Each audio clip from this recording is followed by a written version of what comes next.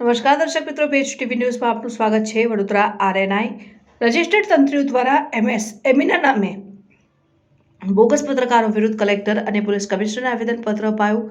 Vadodara RNI માન્યતા પ્રાપ્ત તંત્રીશ્રીઓ અને પત્રકારો દ્વારા એમએસએમઈના નામે બોગસ પત્રકારત્વ કરી સમાજમાં અરાજકતા ફેલાવતા તત્વો સામે વડોદરા કલેક્ટર અને વડોદરા પોલીસ કમિશનરને આવેદનપત્ર આપવામાં આવ્યું।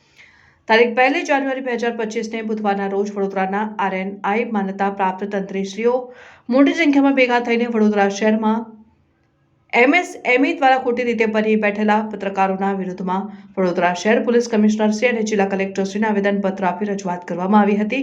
રજૂઆતમાં મુખ્ય મુદ્દા તરીકે તંત્રીશ્રીઓ દ્વારા રજૂઆત કરવામાં આવી હતી તે આધાર ઉદ્યોગને આધારે બની બેઠેલા પત્રકારો સરકારી નિયમોના ઉલ્લંઘન કરી સમાજમાં સાચા અને માન્યતા ધરાવતા સાચા પત્રકારોને લાંછન લાગે તેવી કૃત્યો કરી લોકોને ગેરમાર્ગે દોરી રહ્યા છે। ખોટી રીતે તેમના વેહિકલ પર પ્રેસ મીડિયાના સ્ટીકર લગાવી ભોળી પ્રજાને ગેરમાર્ગે દોરે છે અને આવા બની બેઠેલા પત્રકારો દ્વારા બીજા અન્ય પત્રકારોને કાયદાની વિરુદ્ધ બ્યુરો ચીફ બનાવીને પત્રકારો બનાવીને અનાવડત ધરાવતા લોકોને પત્રકારત્વને જાણતા અજાણતા લાંછન લાગે તેવા કૃત્યો કરીને લોકો સાથે છેતરપિંડી કરી આર્થિક લાભ પણ મેળવે છે। ત્યારે આધાર ઉદ્યોગમાં કોઈપણ પ્રકારના પ્રેસ કે આરએનઆઈ ઓથોરાઇઝ અને એસડીએમનો કોઈ ફાળવણી નંબર પણ નથી તેમજ કોઈપણ પ્રકારનું પોલીસ વેરિફિકેશન પણ કરવામાં આવતું નથી। તો શું ભવિષ્યમાં આવા ઇસમો દ્વારા ગુનાહિત પ્રવૃત્તિઓમાં વધારો થાય તો કોઈ નવાઈ નહીં। પોલીસ કમિશનર અને કલેક્ટરશ્રીને આપેલા આવેદનપત્રમાં મુખ્ય મુદ્દા તરીકે આવા એમએસએમઈના નામે સાચા પત્રકારોને લગાવતા તત્વો સામે તાત્કાલિક ધોરણે પગલાં લેવામાં આવે અને તેના વિરુદ્ધ કડકમાં કડક કાર્યવાહી કરવામાં આવે તેવી ઉપગ્રહ માંગ ઉઠવા પામી છે। અને જો વડોદરા પોલીસ કમિશનરશ્રી અને વડોદરા કલેક્ટર દ્વારા આવનાર દિવસોમાં નક્કર પગલાં લેવામાં નહીં આવે તો તમામ તંત્રીશ્રીઓ ભેગા થઈને આવનાર દિવસોમાં આવા એમએસએમઈની વિરુદ્ધ એક ઉગ્ર આંદોલન છેડશે તેવી વડોદરાના ભેગા થયેલા તમામ તંત્રીશ્રીઓ દ્વારા જણાવવામાં આવ્યું। ઉપરોક્ત આક્ષેપો સાથે આજરોજ વડોદરાના આરએનઆઈ માન્ય લાયસન્સ ધારક તંત્રીઓ દ્વારા વડોદરા શહેર પોલીસ કમિશનરશ્રી અને વડોદરા જિલ્લા કલેક્ટરશ્રીને આવેદનપત્ર આપવામાં આવ્યું। માન્ય પત્રકારોની નવી ઝુંબેશની શરૂઆત આરએનઆઈ લાયસન્સ ધારક પત્રકારો બધા ભેગા થઈ અને એક ઝુંબેશ ચલાવે છે। વડોદરા શહેરમાં સમગ્ર રાજ્યની સાથે વડોદરા શહેરમાં એમએસએમઈ એટલે કે આધાર ઉદ્યોગના આધારે જે રીતે ખોટી પત્રકારત્વ પોતે જાતે મેળવીને એમને કોઈ આપી નથી એ જાતે પત્રકાર બનીને પોતાની ગાડી પર સરકારના નિયમો વિરુદ્ધ ગાડી પર મીડિયા પ્રેસ લખીને સ્ટીકરો મારી તદુપરાંત એમએસએમઈને અમે ધ્યાનપૂર્વક જોતા એવું અમને માલુમ પડ્યું કે આધાર ઉદ્યોગના લાયસન્સમાં તો કોઈપણ ધંધાના માલિક લખી શકાય, ઓનર લખી શકાય। અહીંયા એક નવું આવી ગયું કે એડિટર એન્ડ ચીફ લખે છે અને એ જ આધાર ઉદ્યોગના આધારે લાયસન્સ કઢાવ્યું બીજા અન્ય પત્રકારો બનાવે છે। પત્રકારો બનાવવાની સાથે એ 2500 રૂપિયા 3000માં કાઢવે છે અને પત્રકાર બનાવે છે અને તેવી જ રીતે આવી પ્રવૃત્તિ કરવાથી સરકારને આર્થિક નુકસાન પણ પહોંચે છે।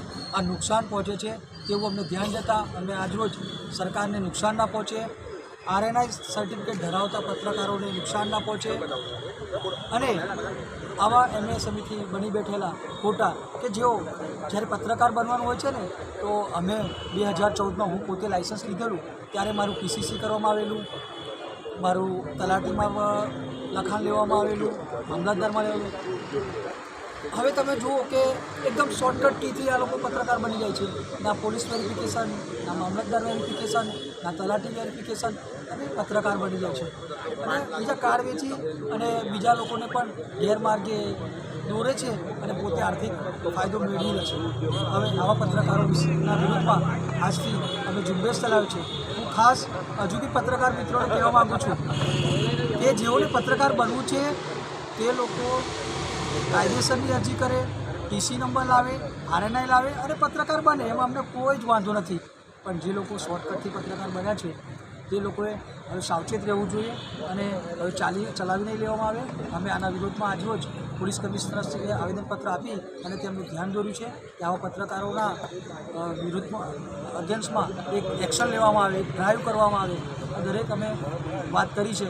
અમારી આ જે લડત છે એ એમએસએમઈથી ખોટી રીતે પત્રકાર બને એ સિસ્ટમ સામે લડાઈ છે, અમારી કોઈ વ્યક્તિગત લડાઈ નથી।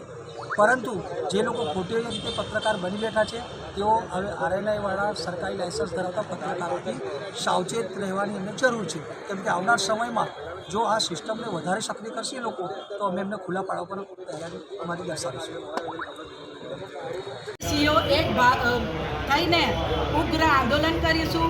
જે પણ કાયદાકીય કાર્યવાહી કરવાની હશે એ અમે કાર્યવાહી કરીશું અને આ લડતા જ રહીશું જ્યાં સુધી અમને ન્યાય નહીં મળે. અને સાથે કોર્પોરેશનની ડાયરીમાં પણ અનેક એવા એમએસએમઈના નામો જે લખવામાં આવે છે, જે ચેનલોના નામો જે રજિસ્ટર નથી, તેના માટે તમે શું આગળ? એ પણ અમે કોર્પોરેશનમાં પણ રજૂઆત કરીશું. કોર્પોરેશનમાં પણ જે પત્રકારશ્રીઓ છે, જે તંત્રીશ્રીઓ છે, એમનું લીગલ લિસ્ટ જશે અને એ લિસ્ટમાં પણ કોઈ ગડબડ કરવામાં આવશે તો કોર્પોરેશનને બી છોડવામાં આવશે નહીં. ઉદ્યોગ આધારને અમે કલેક્ટર સાહેબને એ વિશે આવેદનપત્ર આપવા આવ્યા છે કે આ જે વધી રહેલો રાફડો ઓછો થાય અને અમારી જે આવેદન છે એ આવેદન ઉપર પ્રકાશ નાખે. બસ, જય હિન્દ, જય ભારત. આજે વર્ષ 2025નો પહેલા દિવસે નવા વર્ષના બધા જ મિત્રો, ભાઈઓને અને શહેરીજનોને અમારા પત્રકાર પરિષદના સંઘના જેટલા બી છે એ તમામ પત્રકાર ભાઈઓ તરફથી જનતાને અમે નવા વર્ષની શુભેચ્છા પાઠવીએ છીએ. આજ રોજ અમે એક અમારી માંગ લઈને આજે પોલીસ કમિશનર પાસે આવ્યા હતા કે જે ઘણા સમયથી એમએસએમઈના નામનો એટલે જે કાયદા છે એનો ગેરઉપયોગ કરી અને જે બની બેઠેલા પત્રકારો છે અને એ પોતે જ્યારે પ્રજા અને પોલીસ વચ્ચેના સમન્વય જે છે એને બગાડવાની કોશિશ કરી રહ્યા છે. એમનું હેતુ એક જ વસ્તુ હોય છે કે ગમે તે રીતે લોકોને બદનામ કરો અને જે રીતે પૈસા પડાવો. આ મુહિમ ચલાવી અને અમે પોતે આજે એક આવેદનપત્ર પોલીસ કમિશનરશ્રીને આપવામાં આવ્યું છે અને અમારી એક જ માંગ છે કે આવા પત્રકારોને તમે કોઈપણ રીતે કાયદાકીય રીતે તમે એક ડ્રાઈવ ચલાવી અને આવા પત્રકારોને ખુલ્લા પાડો, જેથી જે સાચા પત્રકારો છે, જે પોતે લાયસન્સ ધરાવે છે એવા પત્રકારોની છબી માર્કેટમાં ખરડાય નહીં. એ હેતુસર અમે આજે બધા જ પત્રકારો તમે જોઈ રહ્યા છો પાછળ ઓછામાં ઓછા અમે 60થી 70 પત્રકારો આજે ભેગા થઈ અને કમિશનર સાહેબશ્રીને આવેદનપત્ર આપવા આવ્યા છે. વધુમાં એક જ વસ્તુ જણાવીએ છીએ કે જો આગામી સમયમાં આ સિલસિલો ચાલુ રહેશે તો અમે તમામ પત્રકારો એક ઉગ્ર આંદોલન સાથે અમે આગળ વધીશું અને આવા લોકોને, આવા પત્રકારો જે આ કાર્ય કરી રહ્યા છે એઓને ખુલ્લા પણ પાડીશું તેવી અમે એક નેમ અને ટેક સાથે હવે આગળ વધી રહ્યા છીએ. જય હિન્દ, જય ભારત.